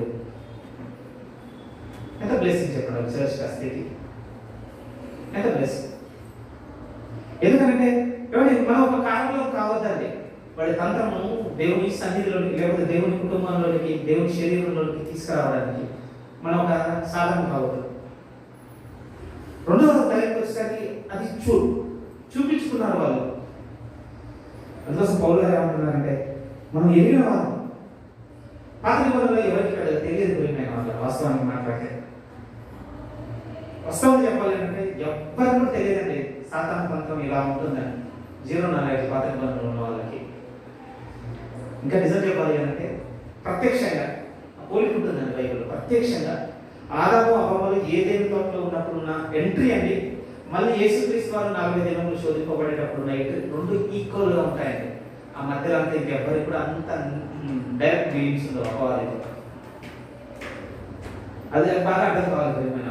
ఆదాము అవ్వములు దేవుడు కలిగించిన ఫస్ట్ వాళ్ళ జీవాత్మ ఉండగా వాళ్ళు జీవించు ఆత్మలు అయిన తర్వాత వాళ్ళు 3వ అధ్యాయంలో కనపడిన ఆ స్థితి మళ్ళీ యేసుక్రీస్తు వారు బాప్తిసం తీసుకొని పరిశుద్ధాత్మను పొందుకొని అరణ్యంలోకి వెళ్ళి 40 దినములు శోధింపబడేటప్పుడు ఎదుర్కొన్న శోధన రెండు చాలా సిమిలర్గా ఉంటాయి. ఆ మధ్యలోనంటే ఎవ్వరికి కూడా ఆదికాండము ఇక 4వ అధ్యాయం నుంచి మలాకి వరకు చదివితే ఎవ్వరికి కూడా క్లూ లేనిది ఏంటి అంటే అపవాది చేత శోధింపబడుతున్నాం, క్లూ వస్తలేదు. ఎందుకంటే యోగ గారు కూడా ప్రార్థన చేయలేకపోయాడండి. అవును కదా? అన్ని దేవుడు తీసేసుకున్న తర్వాత 2వ అధ్యాయం 3వ అధ్యాయం నుంచి ఎందుకు దేవుడు పాయింట్ చేయడం జరిగింది యోగ గారు అంటే యోగ గారు కూడా ఆయన సెన్స్ చేయలేనిది ఏంటి అంటే సాతాను. ఇది నేను ఎందుకు మీతో పంచుకుంటున్నాను అంటే ఇది కొంచెం జాగ్రత్తగా వినలేదు. మళ్ళీ ఇప్పుడు దేవుడు ఆ స్థితిలో నుంచి అస్సలు సెన్స్ చేయలేని స్థితిలో నుంచి ఇప్పుడు సంఘము ఏ స్థితిలో తీసుకొచ్చాడు అనగా మనం అందరం ఏ స్థితిలో తీసుకొచ్చాడంటే అంటే మనందరం సాతాను తంత్రంలో ఎరిగే స్థితిలో తెచ్చేసాడు. అందుకోసం పౌలు గారు ఏమంటున్నారంటే ఖచ్చితంగా చెప్తున్నాడు మనం ఎరిగిన వారిని. మరి ఎలా మనకు తెలియాలి అంటే ఎలా ప్రారంభంలో ఏం జరిగిందో చూద్దాం ప్రియమైన వాళ్ళు. మనకు కొంచెం ఉపయోగపడుతుండవచ్చు అక్కడ జరిగిన శోధన. ఈరోజు సాతాను తంత్రము పసిగట్టకు ఆదికాండము 3వ అధ్యాయం. ఇక్కడ క్షమించండి, నేను అందరికి చాప్టర్ రాగా చెప్పాను బైబుల్ రీడింగ్ అప్పుడు. యాక్చువల్గా ఆదికాండం 3వ అధ్యాయం నుంచి చదివించాల్సింది. 2వ అధ్యాయం కొంత చదివేసాం మనం. 3వ అధ్యాయం ఇక్కడే సాతాను యొక్క ప్రవేశం ఉన్నది ప్రియమైన వాళ్ళు. ఎవరు ఎలా ప్రవేశిస్తున్నాడో ఒక గుర్తున్నది చూడండి. అక్కడ ఆ గుర్తు ఒక సగటు క్రైస్తవంగా మనకు అవసరం. ఎందుకనంటే ఈ విషయంలో మెలుకోగా లేనందుకే చాలాసార్లు దేవునికి విరోధమైన పాపములు చేస్తున్నానన్న గ్రహింపు నాకు వచ్చిందని కనుక మీతో పంచుకుంటుంది. 3వ అధ్యాయం మనం చదవగలిగితే 2వ వచనం నుంచి, సర్పము చాలా యుక్తిగలదై ఉన్నది, అది ఆ స్త్రీతో, ఇది నిజమా, ఈ తోట చెట్టులో దేని ఫలమునైనను మీరు తినకూడదని దేవుడు చెప్పానా అని అడిగాను. ఇదేనండి వాడి ఎంట్రన్స్. కానీ మన దగ్గర కూడా వచ్చే వాడి ఎంట్రన్స్ కూడా ఇదే పోయింది. అలా సింపుల్గా ఉంటుందండి చదివినప్పుడు, చాలా దగ్గరగా చూడాల్సిన లేకపోతే వచ్చి ఏం అడిగింది అంటే ఇది నిజమా. ఏంటి క్వశ్చన్ యొక్క అర్థం? ఈ క్వశ్చన్ యొక్క అర్థం ఏంటి? కానీ ఇక్కడ దేని మీద సందేహం పుట్టేటట్టు చేస్తుంది అపవాది అని అంటే దేవుని మాట మీద. ప్రియమైన వాళ్ళ అక్కడ శ్రీకారం అవుతాం వచ్చేది. మన సమస్య ఏంటి అంటే దేవుని మాటను నమ్మినట్టుగా ఉంటామండి మన ఆత్మీయ జీవితంలో. మనం మిస్ అయ్యేది ఇక్కడ ఉంటుంది ప్రియమైన వాళ్ళ. మళ్ళీ అదే చేసుకుని వెళ్ళిపోవాలి. కానీ ఇక్కడ అపవాది చూపెడుతున్నది కూడా దేని అంటే దేవుని మాటను సందేహపడేదిగా చేసింది. ఈరోజు మనం మొత్తం చూడగలండి దీన్ని క్రైస్తవ సమాజంలో. అది ఏదైనా కావచ్చు ప్రియమైన. ఇప్పుడు ఈరోజు మాట్లాడడం కావచ్చు. ఇప్పుడు సంఘం ఎదుట పాతాలలో ఒక ద్వారంలో నేరమైన మాటలు చూపించడమే అంటే మనతో చెప్పించే మాట ఏంటంటే అందరూ కదా కొందరు ఇది నిజమా. ఈ సంఘం 10 ఏళ్ళ నుంచి లేదా ఇక్కడ, కొన్ని 10 ఏళ్ళ నుంచి అసలు పాపం చేయడం ఉన్నారు రైతులో. ఇది నిజమా? మీకు అనిపించారు కదా మనసు బయటకి ఎక్స్ప్రెస్ చేయవలసిన లేదు. ఇది నిజమా? సరే ఎప్పుడు సంగతి ఇప్పుడు తీసుకుందాం. ఇదిగో చాలా చెప్పబడుతున్నాయి కదా, చాలా వింటున్నాం కదా, ఇది నిజమా? ఇదే క్వశ్చన్ అండి. దీనికి తోడైతే ఏంటి అంటే మనకున్న ప్రకృతి సంబంధమైన బుద్ధిని మనం కొంచెం కలుపుకోగానే వెంటనే మనకి ఇవన్నీ మొదలవుతాయి. ప్రియమైన ఇదిగో పరిశుద్ధాత్మ దేవుని గురించి ఒక విషయం చెప్పగానే వెంటనే మన హృదయంతో క్వశ్చన్ చేయించేది ఏంటంటే ఇది నిజమా? లేకపోతే రాజ్యం గురించి ఒకటి చెప్పగానే ఇది నిజమా? లేకపోతే సంఘ సహవాసం గురించి ఒక మాట చెప్పగానే ఇది నిజమా? లేదు ఆదరించడం అనేది ఇదంతా జరుగుతుందని ఇది నిజమా? లేదు విరిగి నలిగిన వారికి దేవుడు ఆసనుడుగా ఉంటాడని చెప్పగానే ఇది నిజమా? నువ్వు పాపం చేసి నువ్వు సఫర్ అవుతుంటే నీకు దగ్గర ఉంటాడని చెప్తాను దేవుడు అంటే ఫస్ట్ క్వశ్చన్ అదేనండి. ఇంకొకటి కూడా నేను చెప్పగలను. అపవాది ప్రియమైన వాళ్ళ ఎక్కడికైనా ప్రవేశించాలి అని అంటే నేరుగా అది రాలేదండి. దాంతో ఏకీ కావాలి, దానికి ఒక భాష పరంగా ఒక సోర్స్ కావాలంటే పారాసైటిక్ ఫీల్ అవుతుంది. అన్నదాతమ్మ దగ్గరికి ఒక సర్పంను చూడగలం. ఈరోజు చర్చ్లోనికి ప్రియమైన వాళ్ళ మనం ఇవ్వడానికి చాలా అవకాశం కూడా ఉన్నది. ఖచ్చితంగా ఉంది ప్రియమైన వాళ్ళ. యేసుక్రీస్తు ఒక ఉపమానం చెప్పి ఉన్నానండి. పరలోక రాజ్యంలో గురువులు గోధుమలు గురించి ఉపమానం. మీరు అభిరుచి కామెంట్ చేయకండి. మీరు ఆలోచించగలిగితే ప్రియమైన వాళ్ళ ఎంతో టైం పట్టదండి ఒక గోధుమ గురువుగా మారడానికి. సపరేట్గా ఏదో గురువులు వచ్చి జాయిన్ అవుతాయని అనుకోకండి. మనము పరలోక రాజ్యంలో సరిగ్గా సంఘంలో సరిగ్గా మెసులుకోకపోతే, ప్రభు కడుతున్న విధానంలో కట్టడానికి ఆయనకు మనము లోబడకపోతే గోధుమగా ఉన్న మన స్థితి గురువుగా మారిపోవడానికి టైం పట్టదు. కొత్త వాళ్ళు ఏమి ఇంపులు అవ్వదు ప్రియమైన వాళ్ళ. దానికి ఒక సోర్స్ కావాలి. ఆనాడు ఒక సర్పంగా చూస్తున్నాం. ఈరోజు దేవుడు అడుగుతున్నాడు, నీ ఆత్మీయ జీవితంలోనికి నా ఆత్మీయ జీవితంలోనికి ఏ సోర్స్ కూడా ఉండొచ్చు. ఎందుకు బ్రదర్ ఇవన్నీ మేము ఆలోచించాలి అని అంటే ఏవో పాపం చేస్తున్నది మనమే ప్రియమైన వాళ్ళ. మనం ఆలోచించుకోకపోతే ఎవరు ఆలోచించుకోవాలి దీని గురించి? పెయిన్ఫుల్ రిఫరెన్స్ అండి బైబిల్లో మనం చదవాలి ఎప్పుడు కూడా. కొరింథీయులకు రాసిన మొదటి పత్రిక 3వ అధ్యాయం, కొరింథీయులకు రాసిన మొదటి పత్రిక 3వ అధ్యాయంలో మనం చూడగలిగితే 16వ వచనం, 3వ అధ్యాయం 16, 17 వచనాలు. మీరు దేవుని ఆలయమై ఉన్నారని దేవుని ఆత్మ మీలో నివసించుచున్నాడని మీరు ఎరుగరా?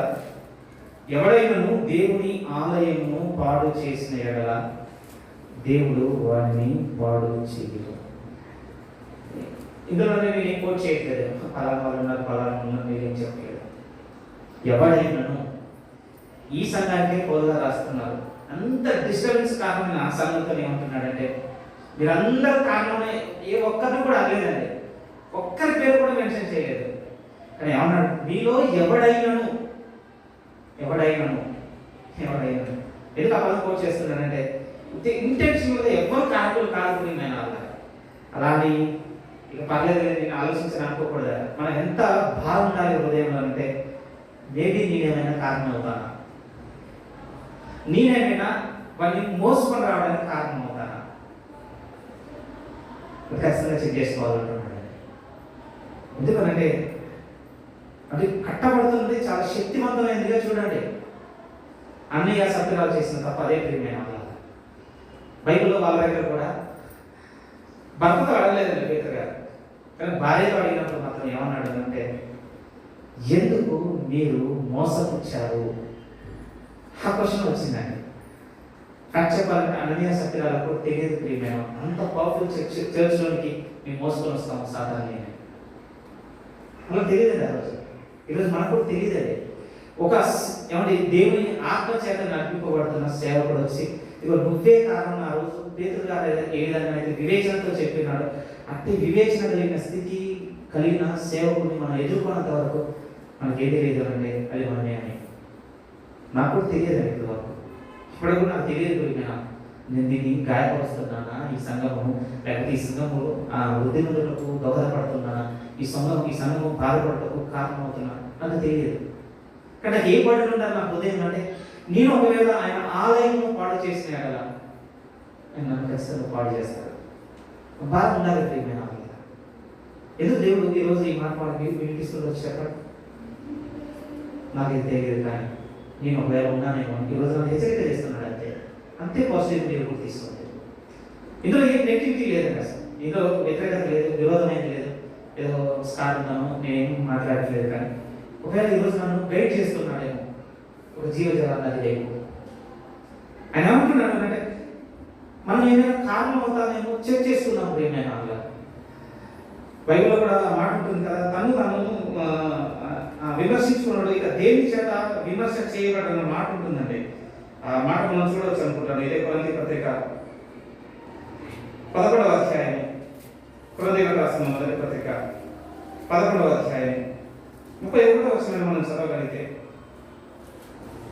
11వ అధ్యాయం 31వ వచనం, మనలను మనమే విమర్శించుకొనిన ఎడల తీర్పు పొందటైందో. చూడండి బ్లెస్సింగ్ అండి. మనలను మనమే విమర్శించుకొనిన ఎడల ఈరోజు అదే జరుగుతుందంటే అది మాత్రమే జరుగుతున్నది. అందరినీ సిస్టర్స్ అడుగుతున్నాడు, బ్రదర్స్ అడుగుతున్నాడు, అందరినీ ఏం అడుగుతున్నాడు అని అంటే ఈ ఆలయంలో మనం ఏం చేసేవాళ్ళగా ఉన్నాం, మనకు ఏది లోనకు ప్రవేశించినా ఒకటి మాత్రం మర్చిపోదు, అది సాతాను తంత్రము. అది సాతాను తంత్రమని మనం ఎరిగి ఉన్నాయి కదా, మనం ఏం చేయాలి అంటే వారి నిమిత్త ప్రార్థన చేయాలి. గల్తీయులకు రాసిన పత్రిక 6వ అధ్యాయం ఈ మాట కూడా ఒకసారి జ్ఞాపకం చేసుకున్నాను. మొదటి వచనం 6వ అధ్యాయం మొదటి వచనం, గల్తీయులకు రాసిన పత్రిక 6వ అధ్యాయం మొదటి వచనం. కాబట్టి గల్తీ 6వ అధ్యాయం అనగానే మీరు నేను గుర్తుపెట్టుకోవాల్సింది ఏంటి అంటే ఈ అధ్యాయం అండి సంఘం అంతా ఒక యూనిటీగా సాగితే ఎలా ఉంటుందో రాసే అధ్యాయం అండి. బాగా వినాలి, ఇది చాలా ఇన్నర్ మీనింగ్ అండి ఈ అధ్యాయంలో ఉన్నది. సింపుల్ క్రిస్టియన్ మార్చింగ్ గురించి రాయబడుతున్నాడు. పరేడ్ సైనికులు పోలీసులు మార్చింగ్ చేస్తారు కదా, అంటే యాక్షన్స్ అన్ని ఒకే విధంగా ఉంటాయి. మనం ఇండిపెండెన్స్ డేకో రిపబ్లిక్ డేకో చూస్తాం. ఏమంటే అదంతా మార్చింగ్ అనగా ఏమి వస్తుందంటే సేమ్ అందరూ ఒకే పోలికగా నడిచే ఒక క్రమం అది. ఈ గలతీ 6వ అధ్యాయం కూడా ఏంటి రాస్తున్నారు, ఈ అధ్యాయంలో ఇన్నర్ మీనింగ్ ఏముందంటే క్రిస్టియన్ మార్చింగ్ గురించి ఉందండి. మనందరం ఏకంగా కలిసి సాగాలి. అయితే 6వ అధ్యాయం మొదటి వచనంలో ఏం చెప్తున్నాడు అంటే సహోదరులారా, ఒకడు ఏ తప్పిదములోనూ చిక్కుకొని నేరగా ఆత్మ సంబంధులైన మీలో ప్రతి వాడును తాను శోధింపబడునేమోని తన విషయమై చూచుకొనుచు సాత్వికమైన మనసులో అట్టి వారిని మంచి దారికి తీసుకొని రావాలను. మనం ఇంతసేపు ఆలోచించుకున్న ఎక్స్ప్లెనేషన్ చూడండి. ఇక్కడ ఒకవేళ నేను కారణం ఏమని విమర్శించుకోవాలి. మన విమర్శలో మనం కాదని తెలిసి ఇంకెవరైనా తెలిసిన తర్వాత ఏమంటున్నాడు అంటే ఇప్పుడు ఒక సాత్వికమైన మనసులో మళ్ళీ సాతాను తంత్రం నుంచి బయట తీసుకురండి. ఇది దేని ఉపమానంగా చెప్తున్నాను అంటే కొద్ది సమయంలోనే ఒకడు తండ్రి భార్యను ఉంచుకున్నాడట అని తెలియగానే పౌలు గారు చాలా విమర్శిస్తాడండి. ఏమన్నాడు అంటే వాడిని ఇంకా నేను సాతానికి అప్పగించేశానంటానండి. అంటే మన ఆత్మను నేను సాతానికి అప్పగించేసి చాలా పెద్ద మాట పోయింది నాలో. రెండో లెటర్ రాసేసరికి వెంటనే ఏమంటాడు తెలుసా, వాడు ఇక నలిగిపోయింది చాలు, వాడు విరగొట్టబడింది చాలు. మళ్ళీ ఏమంటాడంటే ఇప్పుడు మీరు అతను మారినాడు, మీరు అతను చేర్చుకోండి. ఎలా ఉంటుంది సార్ బిలీవర్ స్టేటస్ చర్చ్లో? అంతకంటే ఆశీర్వాదం మనం చూడగలుగుతారండి చర్చ్. కాబట్టి ముందేమంటున్నాడంటే చెక్ చేసుకోండి, పర్వాత మర్చిపోకూడదు అని. ఆలయం పాటు చేసిన కదా దేవుడు ఖచ్చితంగా మనల్ని కూడా పాటు చేస్తారు. ఏ రకంగా మనం అవకాశం ఇస్తుండొచ్చండి అపవాదికి. ఎందుకంటే మనకున్న బలహీనమైన ఆత్మీయ జీవితాన్ని బట్టో, దేవుడి వాక్యాన్ని బాగా అర్థం చేసుకోలేని స్థితిని బట్టో, లేకపోతే లోక సంబంధమైన స్నేహాలను బట్టో, వీటి ద్వారా మనం ఈజీగా అవకాశం ఇవ్వచ్చు అపవాదికి మన జీవితంలో. అయితే మనం చేసేది ఏం చేయాలంటే ఒక చిన్న ప్రార్థన చేసుకుని దాన్ని అక్కడే క్లియర్ చేసుకుందని అనుకుని లోపలికి వచ్చేస్తాం ప్రియమైన దేవుని ఆలయంలోకి.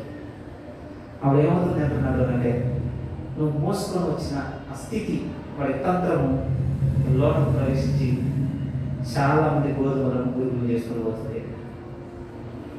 ఇప్పుడు ఏమంటున్నానంటే అది ఎరిగినాయి కదా, నేను నువ్వు విమర్శించుకో, కనుక నేను నువ్వు విమర్శ చేసుకోవాలి.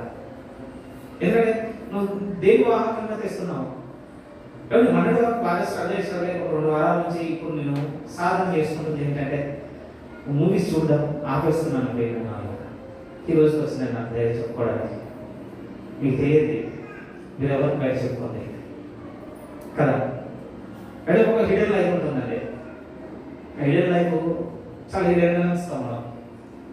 కానీ దాని ప్రభావం ఏమంటున్నారంటే అది ఆలయంలో పాటు చేసుకోలేదు కనుక. ఇప్పుడు అర్థమవుతుంది, అది ధనాపేక్ష అయ్యవచ్చు అంటే ఇతరుల గుర్తింపు అయ్యవచ్చు, మనకున్న ఆర్థిక సంబంధమైన స్థితి అంటే మంచి స్టేటస్, మంచి ఇల్లు, మంచి కారు, మంచి లైఫ్ స్టైల్, అది కూడా ఒక సోర్స్ అయ్యవచ్చు. ఇందులో మోసం వచ్చి మనం ఇంకొకరిని ఇబ్బంది పెట్టకు సాతాను తంత్రం చేత. పులిసిన పిండి ముద్ద కొంచెమైనా పిండి అంతే పుల చేయమన్నాడండి. దాన్ని ఉపమానంగా ఇవన్నీ ఏమన్నా తంత్రములు. నేను ఎన్ని విషయాలను జ్ఞాపకం చేయడానికి ప్రయత్నం చేస్తున్నాను, అన్నిటినీ ఇంక్లూడ్ చేయడానికి ట్రై చేస్తున్నాను. నేను ఇవన్నీ మనకు తెలియాలంటే మనం ఎరిగిన వారము కనుక ఇక అవకాశం లేదు అంటున్నాను. చాలా విషయాలు వచ్చేస్తాయండి. తీర్పు తీర్చకపోయి అంటాడండి, అది మనం ఎరుగుదాము తీరుస్తాం. కాబట్టి అపవాది కార్యం కూడా ఒకలా ఉంటుందండి. నేను 10 నిమిషాలు టైం తీసుకుని క్లోజ్ చేస్తాను. అపవాది కార్యం కూడా ఎలా ఉంటుంది అని అంటే ఇది బాగా అర్థం కావాలి. దేవుని అనుమతి లేకుండా మనల్ని నేరుగా ఏం చేయలేదండి. అది బాగా గుర్తుపెట్టుకున్నాడు. యోగ గారి బెస్ట్ ఎగ్జాంపుల్. ఆయన అనుమతి లేకుండా మనల్ని ఏమి చేయలేదు. కానీ అది ఎంత యుక్తి కలిగింది అంటే మన ద్వారానే దేవునికి విరోధమైనవి బ్రహ్మాండంగా చేసుకుంటూ వెళ్తుంది. కొన్ని జ్ఞాపకం చేయమంటే దేవుడు ఏమన్నాడంటే మీరు ఇతరుల అపరాధములను క్షమించినట్లా నేను మీ అపరాధములను క్షమించదు అన్నాడు. ఇక ఇక్కడే చాలా యుక్తిగా మన చేత బిహేవ్ చేస్తుందండి. మన చేత ఏం చేస్తుంది అంటే ఇతరులను క్షమించని కదా, కానీ మనం మాత్రం ఏం చేయమని అడుగుతుంది, పోయి నేను క్షమించమని అడుగు. ఏ రిఫరెన్స్ బైబిల్లో మత్తయి సువార్తలు లేదా మార్కు సువార్తలు లేదా వెళ్ళి అడుగు. ఆయన ఎల్లప్పుడూ క్షమించడానికి సిద్ధమైన మనుషులు అడవాలని 54 కీర్తనలు చదవలేదా? అప్పుడు ఎన్నున్నాయి చూడండి. అప్పుడు యేసుక్రీస్తు కృపను జ్ఞాపకం చేస్తుంది, యేసుక్రీస్తు రక్తమును జ్ఞాపకం చేస్తుంది, శిలువలో ఎంత చేశాడో చూడమంటుంది. ఇవన్నీ మనల్ని మోటివేట్ చేసి మన పాపం చేసినప్పుడు మాత్రం ఎలా ఉంటుంది అని అంటే వెళ్ళి అడుగుని ప్రేరేపించేలా చేస్తుంది. కానీ వాస్తవంగా చెప్పే దేవునికి మనం చాలా ఇన్స్ చేస్తున్నాడు. ఉపమానం ఉంది కదా, ఇద్దరు అప్పు తీసుకున్న వాళ్ళు లేదు. మొదట 10,000 తీసుకున్నవాడు రాగానే వెంటనే క్షమించాడండి దేవుడు. మళ్ళీ బయటికి వెళ్ళి 50 దేనాలలో క్షమించలేదు. మళ్ళీ వెంటనే యజమానికి తెలిసింది ఈ 10,000 తలాంతులు వాడిని క్షమించారు. అప్పటి వరకు ఉన్న ప్రేమ, కనికరము, క్షమించాలన్న గుణము చేంజ్ అయిపోయిందండి. ఆ వ్యక్తి అలా కోపం వచ్చేసింది దేవుడికి. మీరు ఆలోచించండి ఏం చేసింది. సింపుల్ ప్రేమైన మనల్ని మాత్రం అనుకూలంగా ప్రవర్తించమని చెప్తుంది, మనం ఇతరుల ఏడలు చేసేది మాత్రం కఠినంగా ఉండమని చెప్తుంది. లోక స్నేహం దేవుడితో వైరమని మీరు అడగారా? ఈ రిఫరెన్స్ కూడా మనకు తెలుసండి. కానీ అక్కడే దేవుడికి మనల్ని శక్తులు తీసుకొచ్చి ప్రేమ అందులోకి చాలా ఇంక్లూడ్ అవుతాయండి. 10 రోజుల క్రితం ఒక 2-3 టైమ్స్ రెగ్యులర్గా నాకు ఒక చిన్న డ్రీమ్ వచ్చిందండి. అది చర్చ్లో కమితో పంచుకున్నాను, మీతో కూడా పంచుకోవాలి. ఆ డ్రీమ్లో నేను ఏం చేస్తున్నానంటే చాలా మెట్లు ఉన్నాయంటే ఎక్కుతున్నాను పైకి. మొదలు పెట్టండి, చాలా స్పీడ్గా ఎక్కుతున్నాను. నా చేతిలో పెద్ద బరువేం లేదు, జస్ట్ ఈ చేతిలో ఏవో బట్టలు ఉన్నట్టుగా నా ఐడియా. చేతిలో జస్ట్ కొన్ని జాగ్రత్త బట్టలు కలిగిన పైకి ఎక్కుతున్నాను. అంటే నేను ఫీల్ అవ్వగలుగుతున్నాను నిజంగా ఎంత బాగా ఉంది. కొద్దిగా దూరం అయిన తర్వాత అంటే అడుగు మెట్టు ఎక్కుతున్నాను. కొద్దిసేపటి తర్వాత అసలు నేను ఎక్కడెక్కడ పోతున్నానండి. ఇప్పుడు ఏమైనా బరువులు పెట్టుకుని నేను ఎక్కడానికి ప్రయత్నం చేస్తున్నాను అంటే ఏమీ లేదు. ఇప్పుడు నేను అలా చేతులు కొన్ని చేతులు పాటు కొద్ది రోజులు అంటే చాలా స్ట్రగుల్ అయ్యాను. ఏం చెప్పాలి అంటున్నాడు. నిజంగా చెప్తున్నాను ప్రియమైన వాళ్ళకి, నాకు వస్త్రాల మీద ఉన్న నా శోధన ఆ రోజు నాకు గుర్తు చేశారని అర్థం లేదు. దాని తర్వాత చూసుకోలేదు మార్పు కూడా చెప్తానండి. ఎవరు బట్టలు కొని వాళ్ళని ఆలోచన ఉన్న ఉమెన్ యానివర్సరీ కూడా నాకు ఏం కొని వాళ్ళని ఇంకా నేను తీసుకోలేదు పెద్దలు. అప్పుడు నాకు ఆశ దొరికింది ప్రియమైన వాళ్ళ, నన్ను ఏది పైకి ప్రభువులు ఎలా కూడా లాగుతుందో చిన్నగా చెప్తున్నాను. నిజంగా ఏ రకంగా ఉండొచ్చాను శోధన, నేను ఇది అని నేను చేయలేను ప్రియమైన వాళ్ళ. కానీ దేవుడు ఏమంటున్నాడంటే మనం ఎరుగుతాము కనుక ఇప్పుడు జాగ్రత్తగా ఉండాలి. ఎందుకు ఎరుగుతాము అని అంటే, ఒకప్పుడైతే కంటే సాతాను చాలా దాచుకున్న వాడిగా ఉంటాడు పాత నిబంధనలో. కానీ కొత్త నిబంధనలకు వచ్చేసరికి యేసుక్రీస్తు చేసిన కార్యములను బట్టి ఇప్పుడు ఎక్స్పోజ్ అయ్యాడు ప్రియమైన వాళ్ళ. అందుకోసమే ఇప్పుడు మనం జాగ్రత్తగా ఉండమంటున్నాడు. ఏప్రిల్ రాసిన పత్రిక 2వ అధ్యాయం నుండి మీరు అడిగితే 2వ అధ్యాయం 14 వచ్చిన జాగ్రత్తగా చూడండి. చూడండి, ఏప్రిల్ రాసిన పత్రిక 2వ అధ్యాయం 14 వచ్చిన ఇది మన గురించి రాసు. ఆ పిల్లలు రక్త మాంసములు గలవారైనందున, ఏప్రిల్ రాసిన పత్రిక 2వ అధ్యాయం 14 నుంచి చదువుతున్నాను. ఆ పిల్లలు రక్త మాంసములు గలవారైనందున ఆ ప్రకారమే మరణము యొక్క బలము గలవారని, అనగా అపవాదిని మరణం ద్వారా నశింపజేయుటకును జీవితకాలం అంతయు మరణ భయం చేత దాస్యమునకు లోబడిన వారిని విడిపించుటకును ఆయన కూడా రక్త మాంసములతో పాలివాడు కావాల్సి వచ్చాడు. ఇక్కడ చెప్తున్న ఈ లేఖనంలో యేసుక్రీస్తు శిలువ మరణం ద్వారా ఏం చేశాడట అంటే మరణం యొక్క బలము గల వారిని నశింపజేశాడట. అందుకోసం పౌలు గారు ఇప్పుడు క్లెయిమ్ చేస్తున్నాడు ఆ వచనాన్ని ఏమనంటే, మనము సాతాను తంత్రంలో ఎరుగుదుము అని. మీరు ఎరగటం లేదు అంటే మన జీవితంలో ఒకటి దూరమైంది ప్రియమైన వాళ్ళ. దేని ద్వారానైతే యేసుక్రీస్తు వారు నశింపజేసి ఉన్నాడో దాన్ని ఆశ్రయించట్లేదు ఈరోజు. దేని ద్వారా నశింపజేసి ఉన్నాడంటే పది పత్రికలు ఉన్నట్టాడు, ఇక విజయం నందు మరణము మృంగివేయబడను. మీకు నాకు తెలుసు అదే 16వ అధ్యాయంలో పక్కన ఆయన సాతాను తలను చితక తొక్కాడు. ఏమన్నా ఆయన వెల్లడేసి ఉన్నాడు. మరి నాకు వెల్లడవాలి అంటే మీరు ఎక్కడికి రావాలంటే ఆ శిలువ దగ్గరికి వెళ్ళాలండి. ఏమన్నా నశించుతున్న వారికి మాత్రం అది వెలితనం ప్రియమైన వాళ్ళ శిలువ. మరి రక్షింపబడి మనకైతే దేవుని శక్తి ఏం చేస్తుంది? ఆ శక్తి ఏం చేస్తుంది ఏమంటే ఏమో ప్రియమైన వాళ్ళ భూసమాజంలో ఏం చేస్తుందో నాకే తెలియదు. కానీ పౌలు గారి జీవితంలో ఏం చేస్తుందో అదే చేస్తారా. సాతాను తంత్రంలో మనకు అర్థమవుతున్నాయండి ఆ శిలువను ఆశ్రయించిన తర్వాత. మీ మనసులో ఏ ఆలోచన ఉందండి ఈరోజు? ఎవరి అపవాది చేత శోధింపబడే జీవితంలో గురించి మీరు నేను ఎదుర్కొంటున్న ఈ శోధనను గురించి ఏ అభిప్రాయం ఉన్నది మీ హృదయంలో? వస్తూనే ఉంటాయి. ఎవరు కనపడకుండా చేస్తున్నా ప్రాబ్లం లేదు కదా, అదే ఉంటుందండి ఆబ్వియస్గా. ఇది నా పర్సనల్ లైఫ్ కదా, నేను పర్సనల్గా చేసే సింగర్ అయ్యి నేను రహస్యంగా అంతర్గంలో చేసే కాకుండా అలానే ఉంటుంది ప్రియమైన వాళ్ళ. కానీ మనము దాన్ని బట్టి చాలా గురుగ్గా మారిపోయాం మోసంలో చేసిన పనులకి. ఎవడైనా ఆయన ఆలయంలో వాడు చేసిన స్థితిని మించుకోలేమండి. బైబిల్లో దేవుడుకున్న టైటిల్స్ ఎలా టైటిల్స్ ఉన్నాయంటే ఆయన దహించు అగ్ని ఉన్నాడు, జీవం కలిగిన దేవుని చేతిలో పడుట గొప్ప భయంకరం. ఇవన్నీ ముందు పెట్టుకొని చదువుకుంటూ వెళ్ళిపోతున్నప్పుడు హృదయంలోకి వచ్చే బాధ ఏంటంటే నన్ను నేను ఇప్పటి నుంచి విమర్శించుకుంటాను. చాలా అవసరం ప్రియమైన వాళ్ళ మనల్ని మనం విమర్శన చేసుకుంటాం. చాలా తేలికైన జీవితము అలవాటు అవుతుంది పథకాల తర్వాత. ఇంకా నేను ఈజీగా ఒక మాట కూడా చెప్పాను, సంఘం మనల్ని ఆదరించడం మొదలుపెట్టిన తర్వాత మనంత తేలికైన జీవితం ఎవరికి రాదండి తెలుసు. ఎందుకంటే ఒక రెడీగా ఉంటారు మన గురించి ప్రార్థన చేసేవారు, ఒక రెడీగా ఉంటారు మనల్ని ఆదుకునేవారు, ఒక రెడీగా ఉంటారు మనకి ఇచ్చేవారు, ఒక రెడీగా ఉంటారు మనకు ఓదార్పు చెప్పేవారు, ఒక రెడీగా ఉంటారు. ఈ సెన్స్ మన హృదయంలోకి వచ్చిన తర్వాత మనంత తేలిక భూమి మీదకి ఎవరికి వచ్చేదా నాకు అర్థమైపోయింది 2 సంవత్సరాల్లో. కానీ దేవుడు అంటున్నాడు, ప్రియమైన సంఘంగా కట్టబడుతున్న స్థితిలో జరుగుతున్న వెలుగులో చూస్తే పాతాళంలో ఒక ద్వారంలో దాన్ని ఎదుట నిలవలేనంత బలమైన దాంట్లో నన్ను పడుతున్నాడు. నేనేంటి ఇలా పాపం చేసుకుంటూ వెళ్ళిపోతున్నాను, నేనేంటి ఇన్నిసార్లు చదువులో గురవుతున్నాను అంటే గురవడంలో తప్పలేదు, వాటిని నెరవేర్చుకుంటూ వెళ్తున్నాను. దురాశ ధరించి పాపం కన్నాను, పాపం పరిపాపమే మనం ఎందుకు నేను ఇంత రహస్యంగా ఈ పని చేస్తున్నాను? నా ఎదుట నిలవలేదో కదా నేను కట్టబడుతున్న ఈ ఆలయంలో ఉన్నట్లయితే అయితే ఏదో మిస్టేక్ అయింది. నన్ను నేను సరిగ్గా విమర్శించుకోవట్లేదు, వాడి తంత్రములు సరిగ్గా నేను జడ్జ్ చేసుకోవటం లేదు.